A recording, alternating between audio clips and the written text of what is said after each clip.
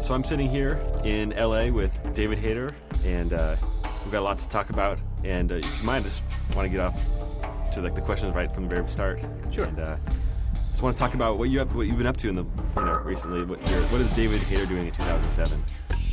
Well, I'm primarily a script writer, and so I've been working on a number of projects. I've got a movie called Black Monday, which is at Paramount, which is about the end of oil.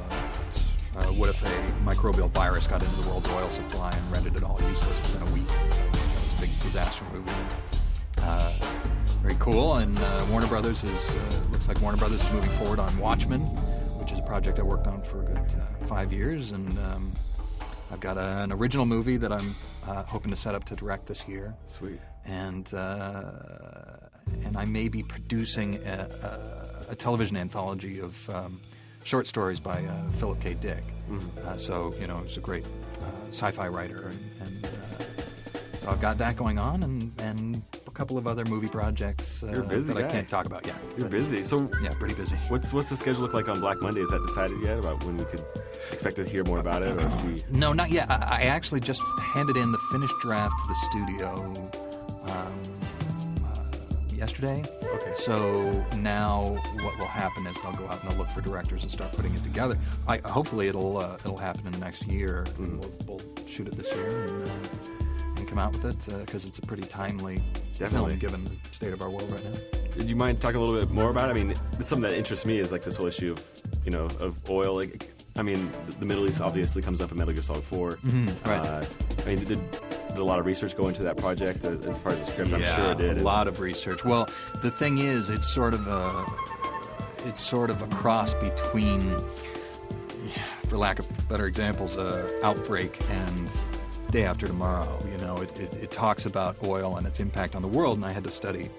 I had to do a lot of research about that, but I also had to do a lot of research about bacteriology and epidemiology and things like that. So you really, I mean, it was amazing the amount of research material I had to go through, and the people I was talking to, like these people at the Pentagon, at the CDC, and to give us real world advice. I mean, it's it's very well researched, and I take sort of my inspiration from Mr. Kojima on Metal Gear because it's so incredibly well researched and detailed. So. Well, it's very different writing a script for a movie, though, right? You have to, like what they always say is like every line is very important, and you look at every line. I mean, when you have so much research and so much material to work off of, do you ever think about like writing a book, for example?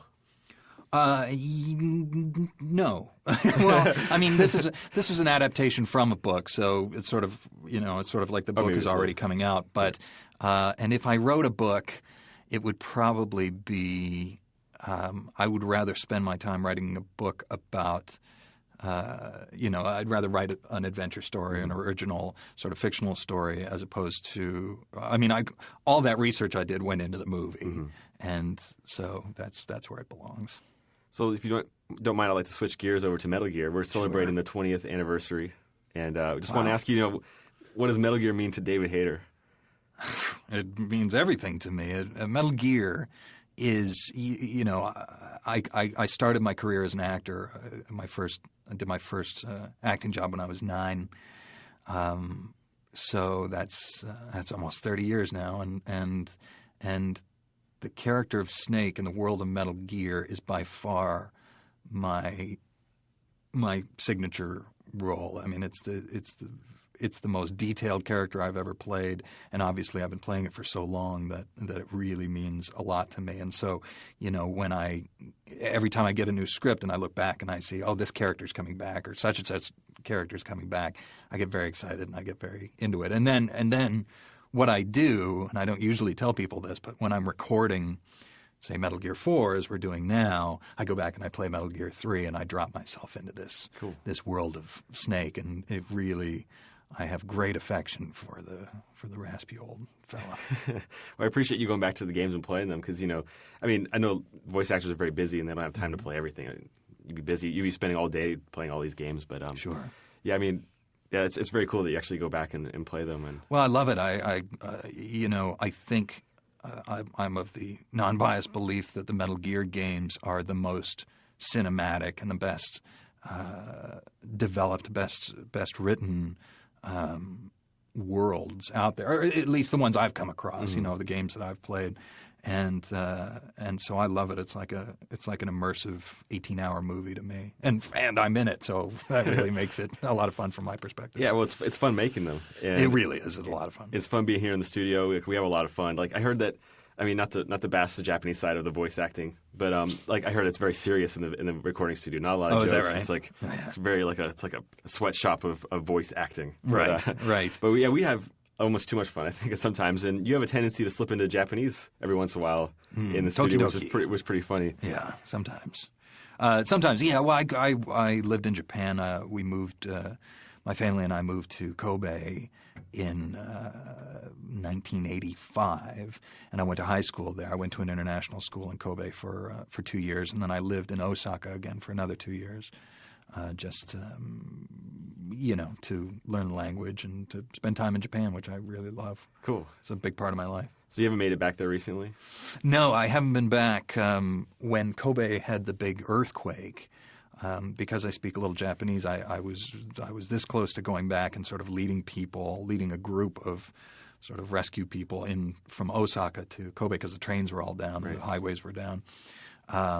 But that didn't happen, and so no, I haven't been back since 1990, which is far too long. I miss it a lot. Yeah, I hope you can make your way back at some point. Tokyo Game Show is getting bigger every year. Sure. It's now to 4 days of packed convention center, right. Where it used to be 3 days last year. So it's getting bigger and bigger. Now E3's kind of downsized. Right. TGS. So yeah, if you come out for TGS, that'd be really fun. Well, I would love to. I'd love to. But you got a lot of projects. I know you're a very busy man.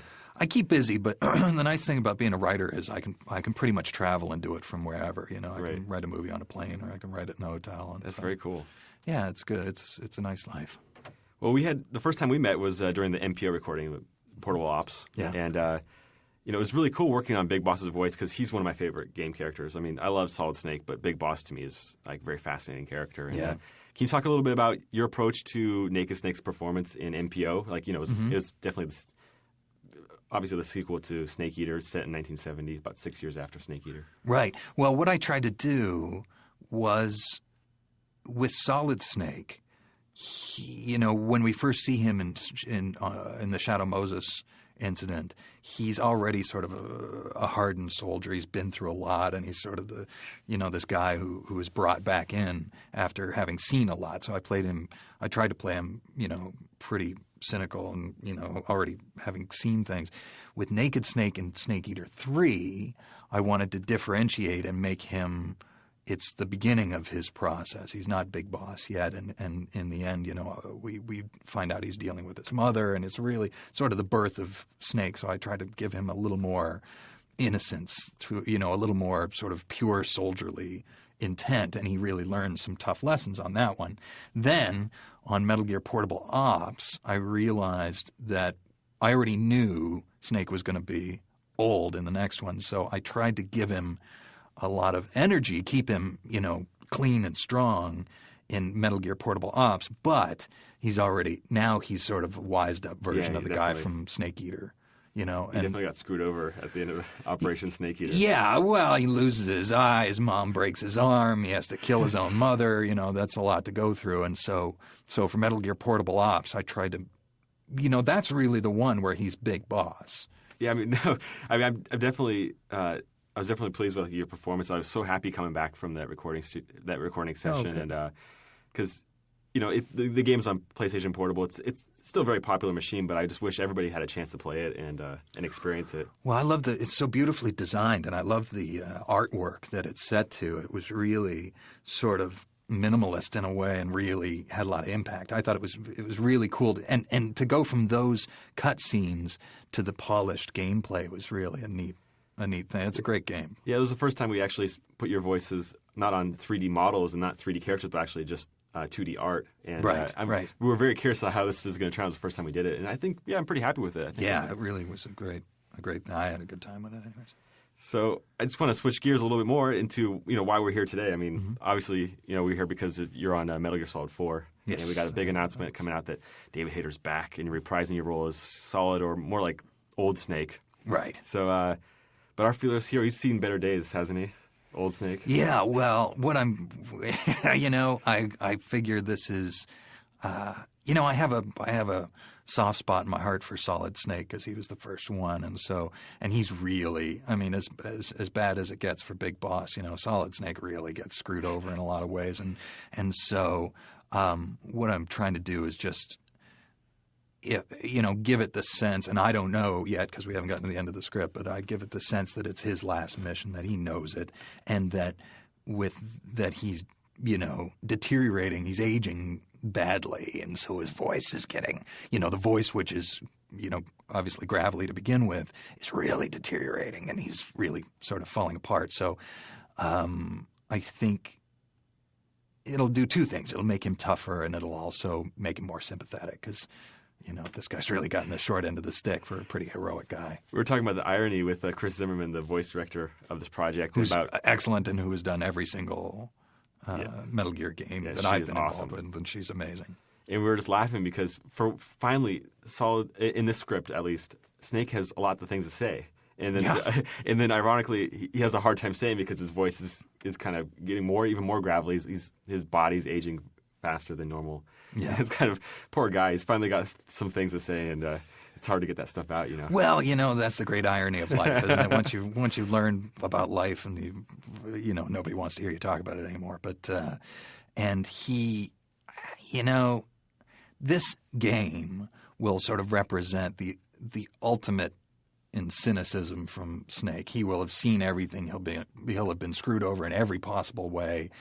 He's not even, he's a clone. I think I could say that because it happened in the first game, and so I kind of feel like he knows this is his last opportunity to say to tell the world what he's learned and to tell the other soldiers around him what he's learned, and so it's nice to not just be asking questions through the whole game, which is what he usually does. Shadow Moses, Meryl.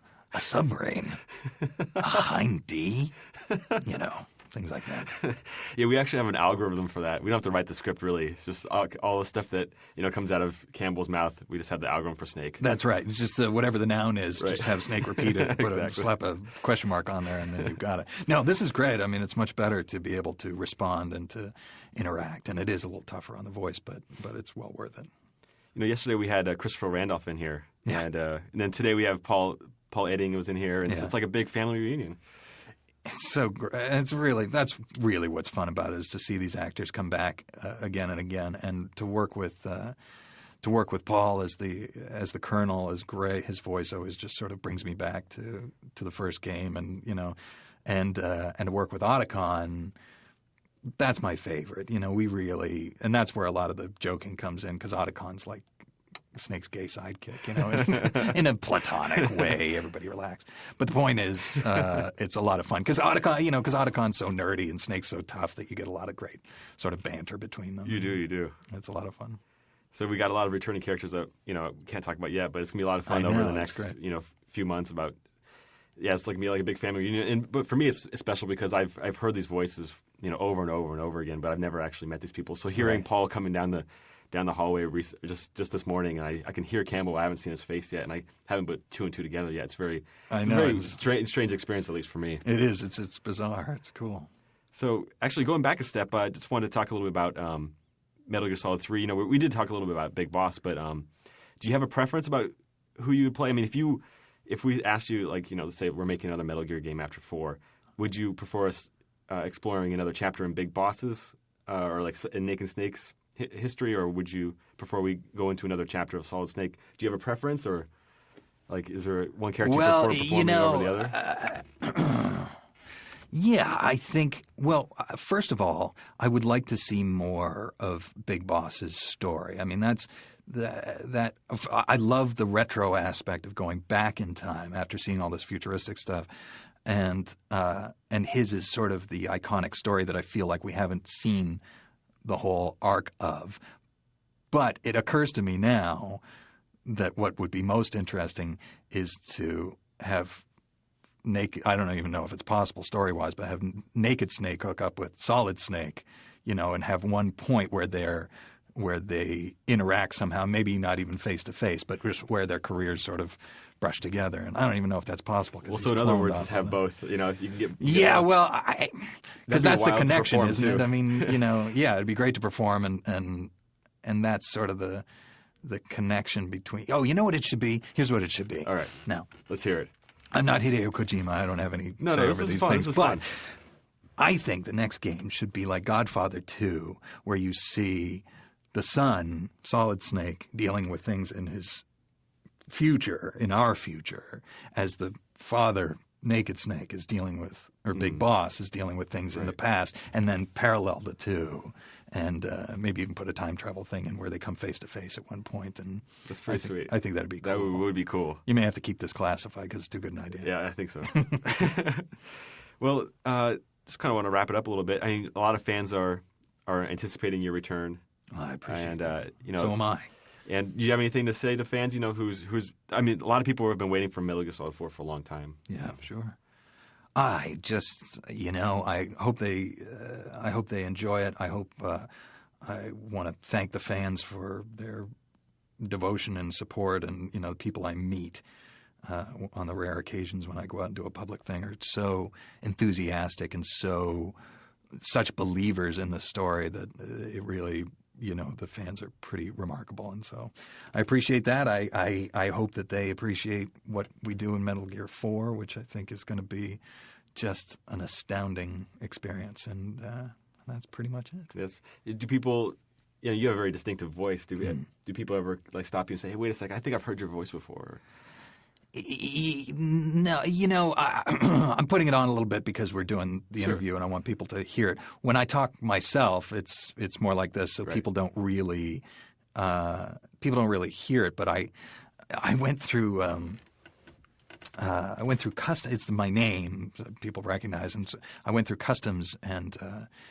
I was in Toronto, and the American customs agent was this big, burly, sort of cranky-looking fella. And I walked up, and he said, "What was the purpose of your business? What was the purpose of your visit?" And I said, "Business." And he said, "What do you do?" And I said, "I'm a screenwriter. It's my primary job." And he said, and he sort of looked up from my passport and said, "You don't do voices for video games, do you?" And I said, "That's right." And this guy flipped out. He had to be 45 and maybe 225 pounds. And he just said, "Oh, my God, I can't believe I'm such a geek for these things." And he got up and he reached across the thing and shook my hand and said, "Best video games I ever played." Cool. And it was awesome. That's sweet. It was really fun. So I get that on occasion, which is nice. That's fun, yeah. Yeah. Well, again, thanks for joining us. Oh, and, thank you. Hope to have you again, like maybe a little bit later on once we have a few more announcements about Metal Gear Solid 4, and we can talk a little bit more about the plot. That'd be a lot of fun if you. It would be fun. No, well, I'll be here. I'm always happy to do it. Sweet. Well, thanks, David. All right, thank you, Ryan. Yeah, thanks.